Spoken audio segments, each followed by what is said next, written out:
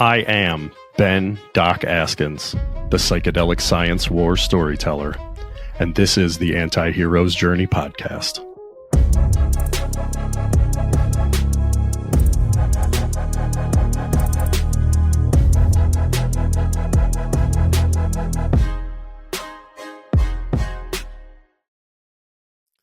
What's up, all you anti-heroes out there?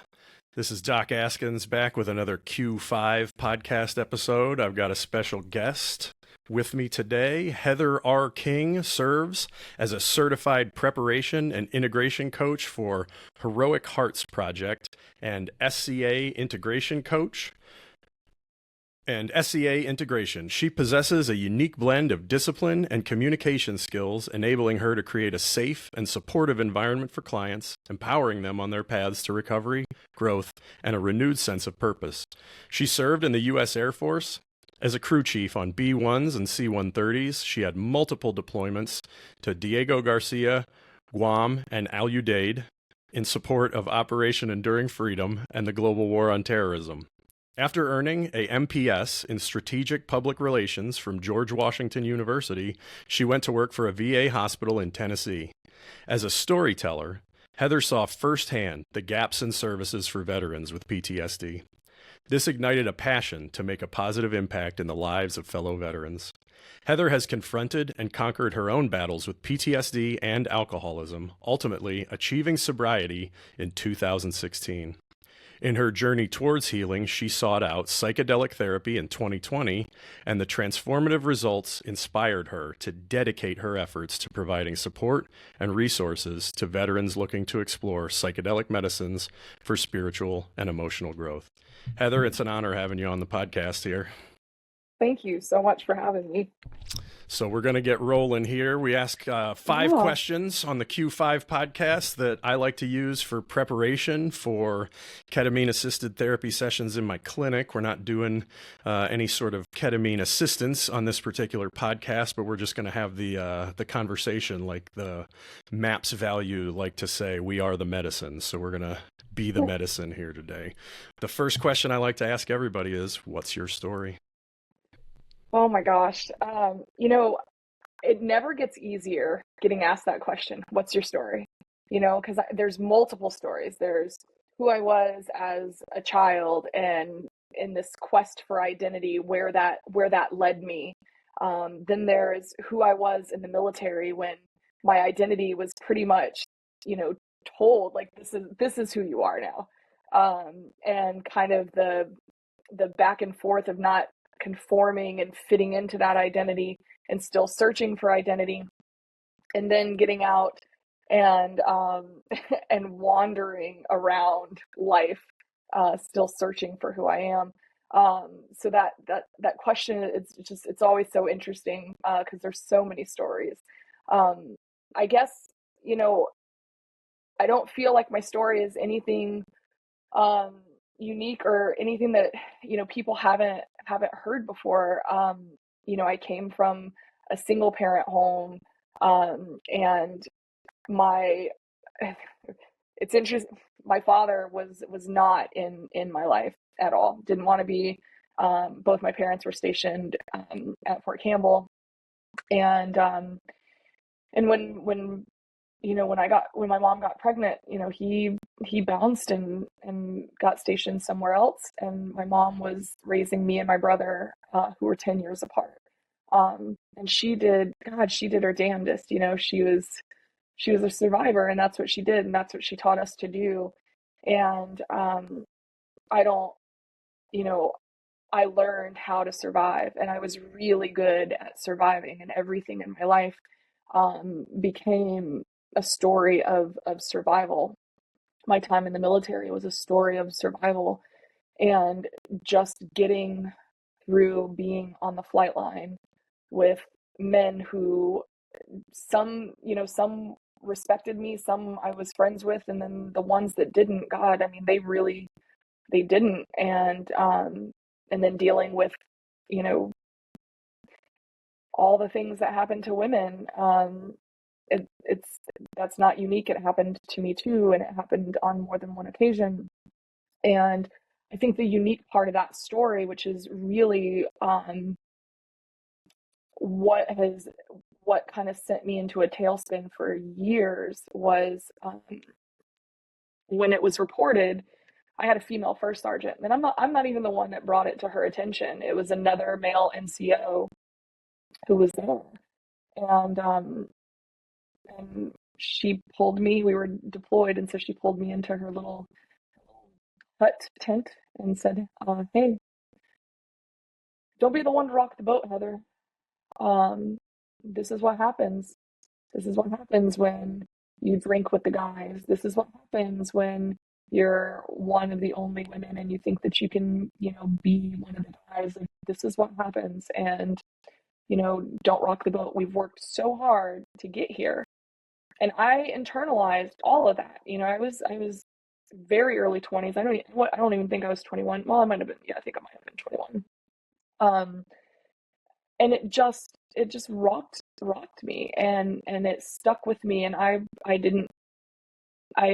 didn't know who to trust. I didn't feel like there was any attachment to being a female. I My masculine energy just, I mean, oh man, it thrived after that. I liked I liked I liked to get rowdy, and it was a way that I survived, was just to go through this world, very, very masculine.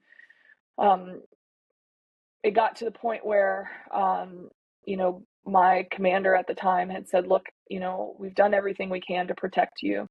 You have to go back to the flight line." Um, and I tried to retrain, but it was 2007, and that was an interesting year for all of the military, and I couldn't go anywhere, so it was either go back to the flight line or get out, and I chose to get off active duty, and I worked on C-130s in the reserves after that. And then my first deployment with my reserve unit was right back with my old unit, uh, which was, not a great time. And so ultimately in 2010, like I was done. And my drinking it just took off. I just could not cope. I could not reintegrate into society. My first real job interview, I remember um, the guy that was interviewing me, he asked me, "Why don't you have a degree?" And I was like, well, because I have been deployed for, the better part of a decade. Like, I couldn't go to school. I had, classes here and classes there, but I didn't have a degree. And he was just like, "Sorry, we're gonna pass." And so I went to school because I thought that's, what I was supposed to do, get a degree. Like, it was just continual search for identity. Put me in this box. This is what society says I need to do. And so that's what I did. So I went to school. I found a husband, because that's what you're supposed to do. And oddly enough, that marriage did not work out. I was drunk and I was angry, and God bless him, he tried. He tried. And so in 2015, after a suicide attempt, um, I decided to come back to the U.S. When I married a soldier, so we went overseas. So I came back to the U.S. and I was convinced. Oh, I was so convinced. If I just leave my husband and the life that I was living, I'll stop drinking. Everything will be fine. I'll be home with my family. I'll have support, and everything will be fine. And everything was not fine. Everything was worse, and I couldn't ever pinpoint like a single reason why. There was just all these things, from childhood all the way up to where I was. And finally, it took what it took for me to finally get help. My mom had told me for years that I was an alcoholic. People had told me for years I was an alcoholic, but I wore that with a badge of honor. Like, yeah, I'm an alcoholic, and I will outdrink any of these men any day. Like, put them up against me. Like, let's see what happens. I won't say it on here, but there's a 4-letter word that I loved to call men. I would never call another woman that word, but I love to be drunk and a man be in front of me, and then I call him that C word. It just, chef's kiss. And that's the kind of person that I was. This search for identity and power, really. So I didn't understand the weight and the gravity of being an alcoholic. And in October 1st, 2016, I walked into an AA meeting, and sincerely, with all the desperation I could, I said, I'm an alcoholic. And I haven't taken a drink since. I was so fortunate to have people in AA who really just loved me, and I could not figure out why. Like, I hate myself. Why do you love me? And there were some very open-minded people that, just helped me along the way. And part of my amends process was that I had to start taking my medication as prescribed. One of the things that I was known to do is I would take all of my meds, and I'd start to feel good, and then I'd say, oh, I don't need them anymore. So I'd toss them and start drinking, and then wonder why I'm in a pit of hell. So part of my amends process was I will take my meds as prescribed. I will go to therapy. I will do the things that, that I'm asked to do. I'll be a willing participant in my life. And so I did. And I was so good. I started practicing yoga. I was exercising. I was going to therapy. I was getting sponsored and sponsoring other people. Like, I was a poster child, right, of recovery, but I still felt numb. And that's the whole reason that I drank, was because I wanted to feel nothing. I wanted to feel numb. And it got to a point where I realized, like, I didn't get sober to feel nothing. Like, I had made a lot of progress, right? Like, I made a lot of progress. But I still felt like I wasn't getting deep enough. And that's a real kick in the ass, like, you want to do the work, you're ready and you're willing to do the work, but you can't, because you can't feel it. And so I remember having the conversation with my doc, and we had 3 separate conversations over the course of a year and a half. And so the first time I said, hey, what do you think about me getting off meds? And she's like, we'll see. And I said, okay, fair enough. Let's make a plan. So we go through a couple more months, a couple more sessions. I start to have these feelings in my head, and I still don't have language for it. I call it brain zaps. It felt like an electrical shock was like going through my head, and I would lose like time, and it was brief, but it was like I was glitching. I could talk to people, and I would just stop talking. Like, the thought is there, but it's not coming out. And I'd try to explain this to her, and I'd tell her how scary it was. And she would just say, Heather, we're going to up your medication. You're reaching the shelf life. Or she would switch me to a different medication. So I'm having, just chemically, like, I know I'm not having a good time. Then she puts me on a medication for a disorder that I've never been diagnosed with. It's never been a question. And I had a manic episode because I've never, like, that's not in my wheelhouse of disorders. And so at that point, like, I really lost any trust in her. So, but I kept doing it, right? Because that's what the VA says you have to do. So about 6 months later, we have another conversation, and I tell her again, like, these zaps are getting more intense. I can't do this. Can we take me off all the medication except for my sleep meds?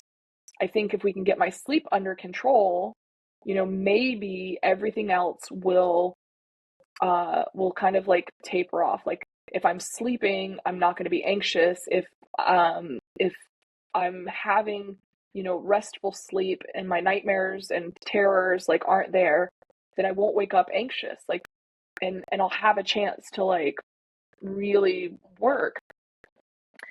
And she was like, mm-mm. And so I waited a little bit more, and then the third conversation happened in November of 2020, and I asked her once again, and she said, Heather, you are a person who is always going to need medication to function properly.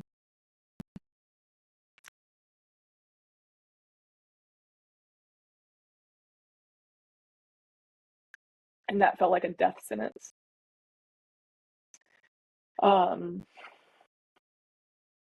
And so I came home and I started having conversations with some people, and I said, I'm going to go off my meds. I'm going to go off cold turkey. And they were like, terrible idea. And I was like, I'm desperate. And so I made some agreements. I said, look, here's the deal. I'm going to go off cold turkey. If you notice that I am like out of whack before I do, because I won't know. I thrive in chaos. You know what I mean? So you're going to have to tell me. But if you tell me, I'll believe you. I won't fight you, and I'll go to the hospital. And so that was the agreement. And so mid-December, I had stopped taking medication. And a friend of mine had called and said, hey, I want to try to rehab this conversation about psilocybin with you. Because he had tried to get me, who's also a Tillman scholar, he had tried to introduce me to psilocybin in 2016 to help me get sober. And I was like, oh no, abstinence only. I can't put anything in my body that's going to change the way I feel, because then I'm doing drugs and I'm finding a loophole. And it was a lot of fear. So he and I had a lot of conversations. I started doing a lot of research. And I came across, stuff about Bill Wilson and LSD, and then the Al Smith case, that is currently like back in the news, because people are trying to overturn, the Al Smith case, which he was also a pretty famous AA, but he used, peyote, ceremoniously. So I'm stumbling across all this literature that shows like there is a relationship between sobriety, recovery, and psychedelics. And so I was willing to do anything at that point. The brain zaps were getting more intense. It was worse withdrawals than alcohol.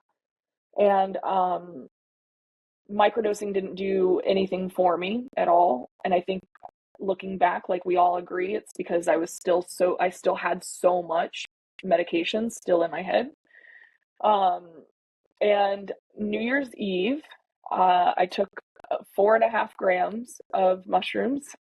Oh, 4.5 grams. Me and my partner both had 4.5 grams. We had like setting, like I was gonna finally like release, and I cried so much. Not because of anything happened, but because he is deep in self-reflection, and I don't feel anything at all. There's not a yawn. Nothing is breathing. There's nothing. I got nothing.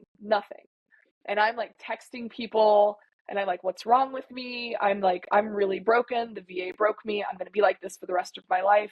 And of course, like I plummet, even further down the rabbit hole.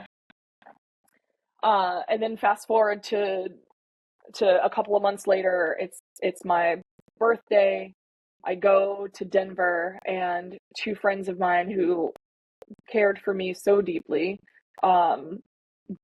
tried again. And this time it was 5.5 grams. Nothing at all. And so then she goes, okay, I got something else. And she hands me a vape pen full of DMT. She tells me how to do it. She tells me how to breathe. And I am chucking on this pen like it is just cannabis, like and she finally like pulls it and she's like, if you're not there now, like you're not gonna be. And and then I closed my eyes.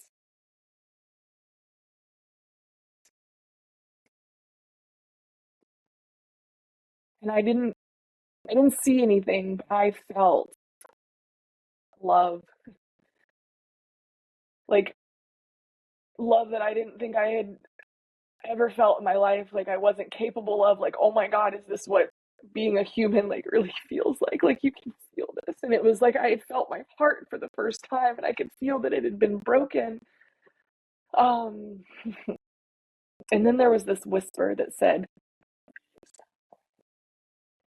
and it was like somebody grabbed me by the back of my collar and yanked me out violently. And there I was back on the couch, curled up in the fetal position, and I am wrenching and screaming. They're on top of me, holding me like a straitjacket. And it was terrifying to her dogs. And in the moment, it was terrifying to me. But looking back, like what I know now was all of that stuff that I could not reach. I was purging all of that. It took 20 minutes for me to calm down. But when I did, I could finally breathe. And I felt like 15 years of just heartache and pain and all the things I had tried to find in therapy and AA, like I felt like it had finally come to the surface for me to play with. And since that day, that's what I've been doing, is just trying to feel it, to let it pass, and to let it heal.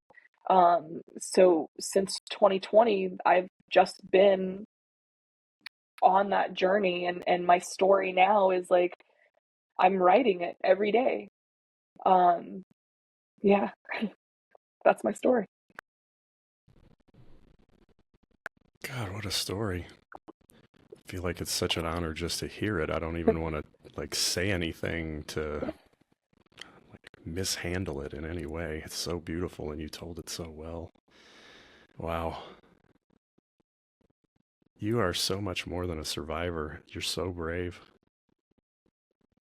Wow. Um, so I still got four more questions to run through Yeah, here. yeah, I'm ready But for them. so the story piece is about where you've been, and the next question is about where you're going. So, what are your intentions moving forward?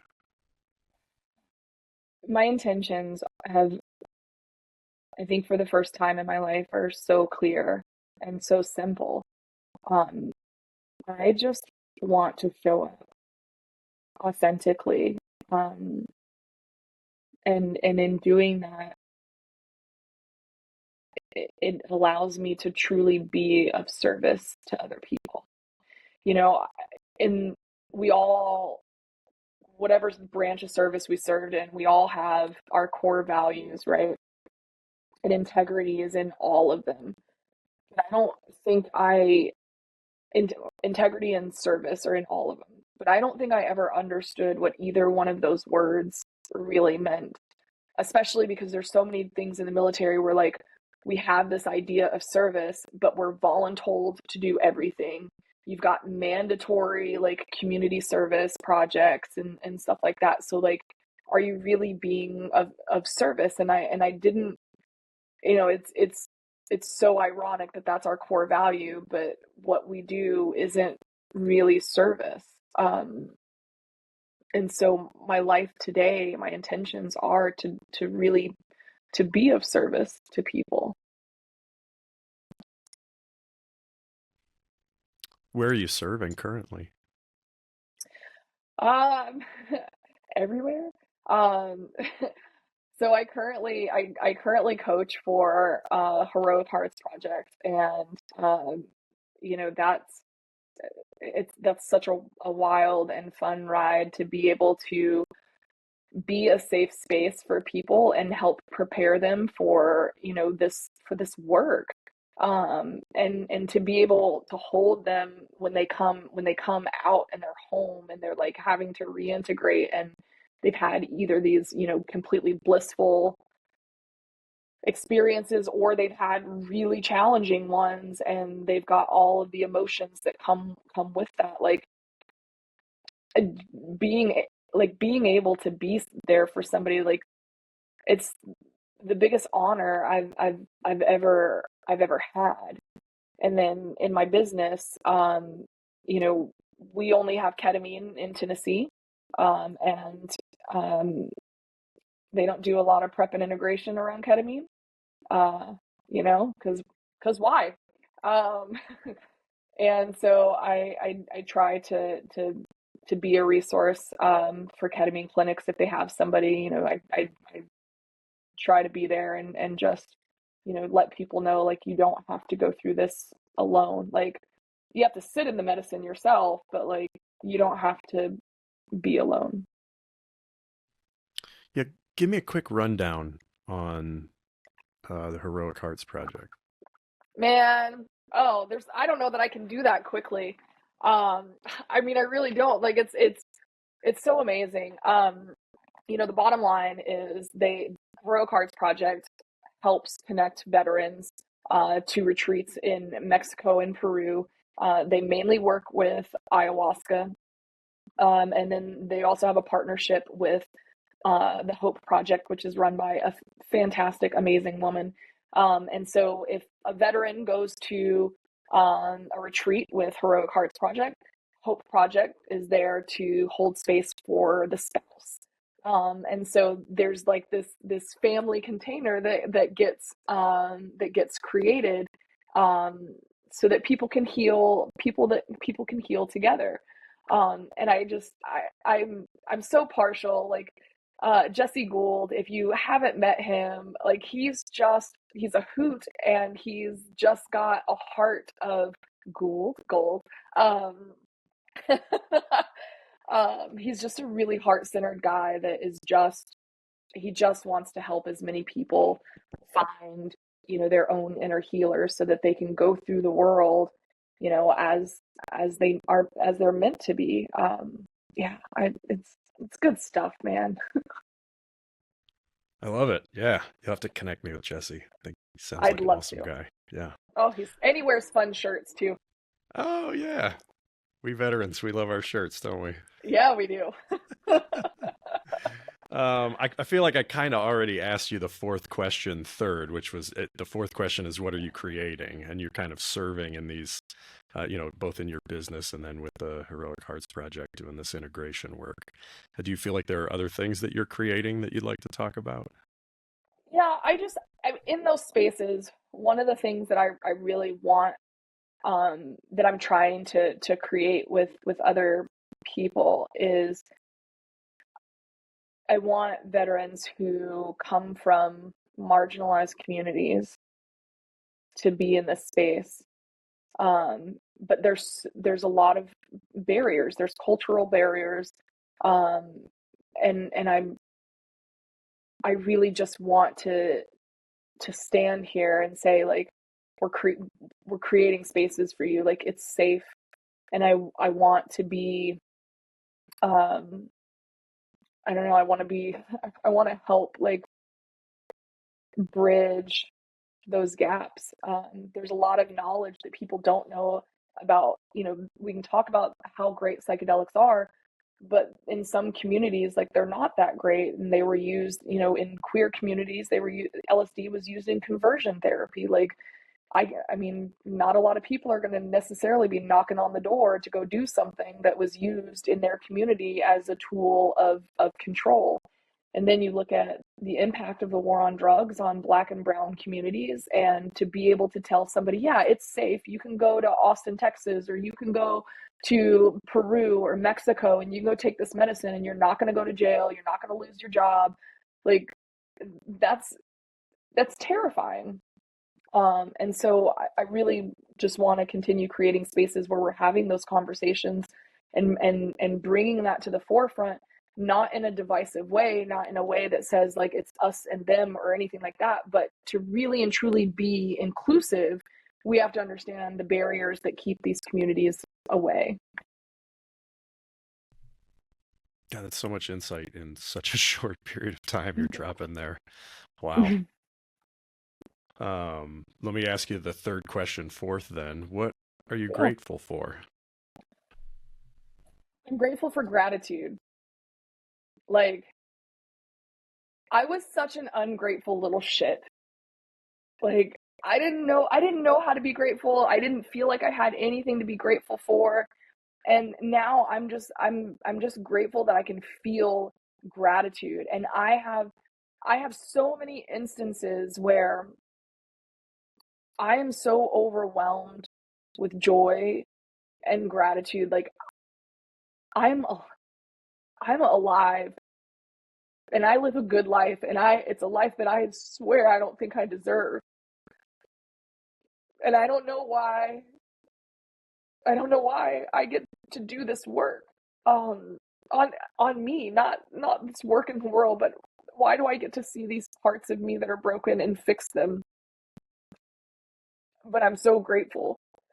Gratitude is a huge part of my life. I have friends that we have like a gratitude accountability um thing every day. Like we send each other voice memos every morning of these are the 5 things that I'm grateful for, and these are my intentions for the day. Every day. Like, I love that. yeah, that's my life. It's not something that I just tell people. Like, this is something that I practice, and I'm telling you, gratitude is the key to so much. Like, it can change your life. It's a superpower. It is. Yeah, it's like the thing that opens up that love that you felt, maybe felt like was for the first time, and now you kind of get to distribute it with that. Just voice memos, right? It's just voice memos. It's just But voice memos. but it's so much more. Yeah.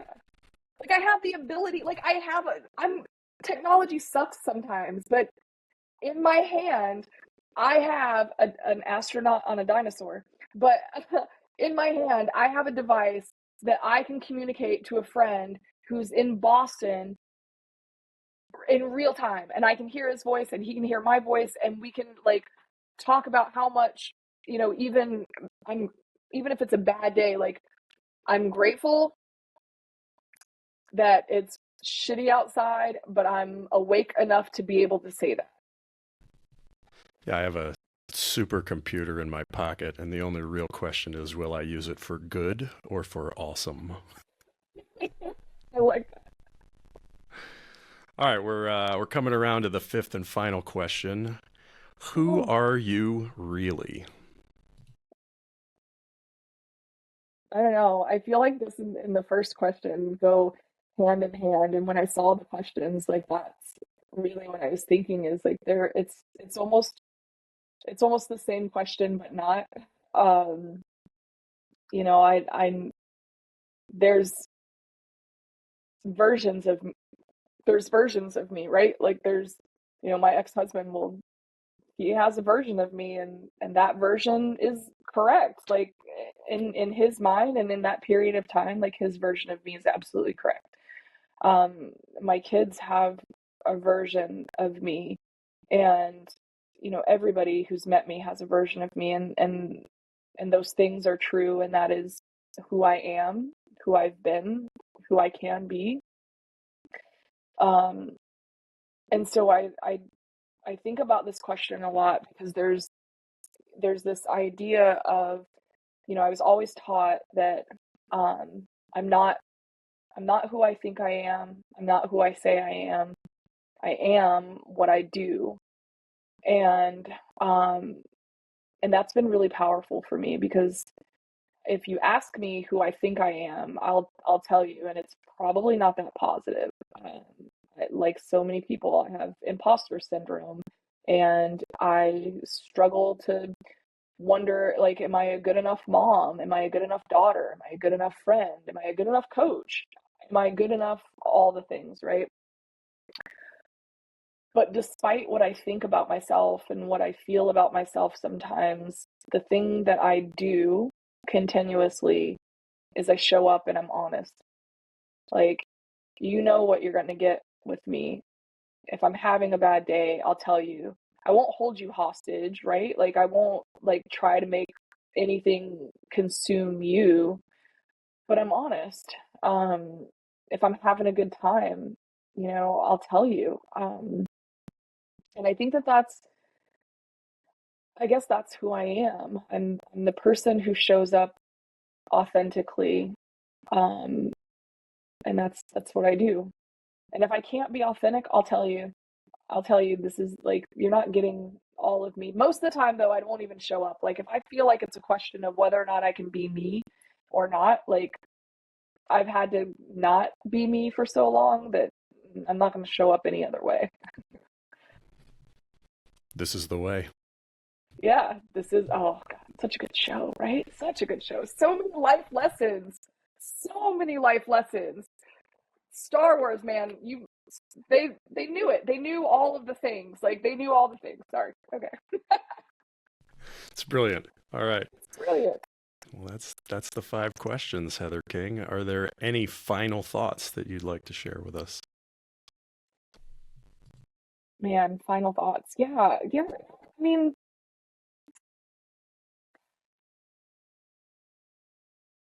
I guess if there was anything that I would want, to leave people with, it's this idea that, we hear all the time. Hurt people hurt people.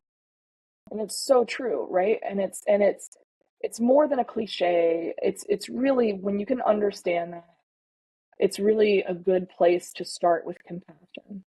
When you can understand that yes, somebody did something and it was awful and it hurt and you feel betrayed and why would they do this to me? You go back and you look and you see their hurt and their inability and their only thing that they know how to do is survive, right? Like, that hurt people is so deep, and it's a good starting place for compassion. But the thing that I don't think that we talk about enough, especially in this space, is that healed people will heal people. And that's Did you that's coin what that? I've never heard that before, but I like that a lot. That's why I'm here, is like, when I look at my life, the first person to ever hold me in love was my counselor at the vet center, a guy named Don McCaslin. He runs his own private practice now called Warrior Elder Counseling. And before I ever got sober, I remember telling him, I've survived my entire life. I just want to know how to live. Like, just one day. I'd give anything to just live one day. And he was the first person that told me that I can heal. He was a combat vet. Like, he was a good dude, and he left the VA, and I'm so glad that he did, because he ended up becoming like one of my best friends, and confidants over almost a decade. And then, the friends that I had that introduced me to psychedelic medicine, they held me with so much care and love and compassion. And then my first coach in this space, her name's Margie Grube. And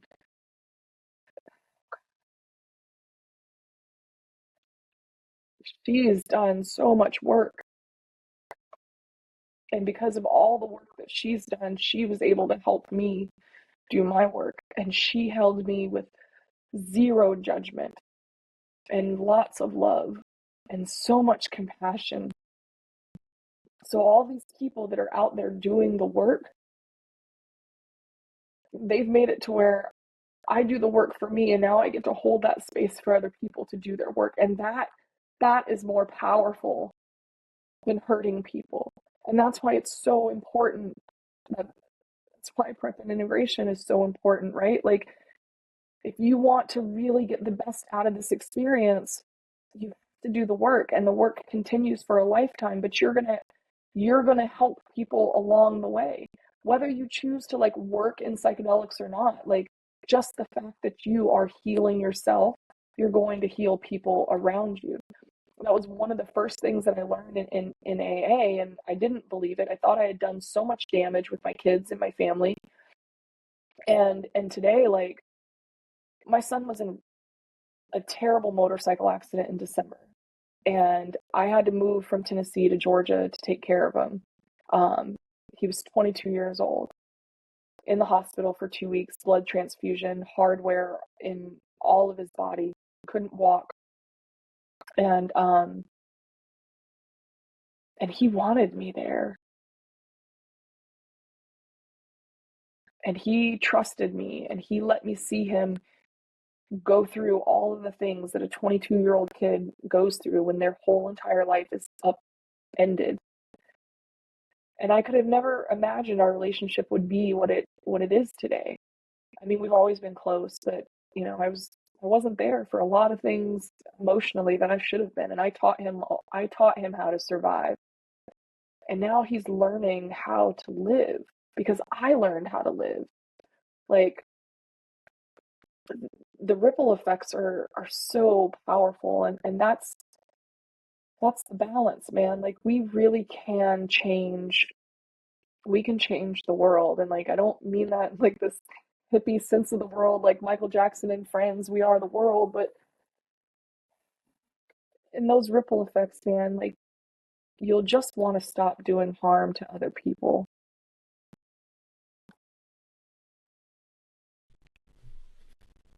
Heather King, embodying the archetype that healed people heal people. Oh, Thank you. Thank you so much for this opportunity and your time. Like, this has been one of my favorite experiences. Oh, it's absolutely been my honor. Doc out.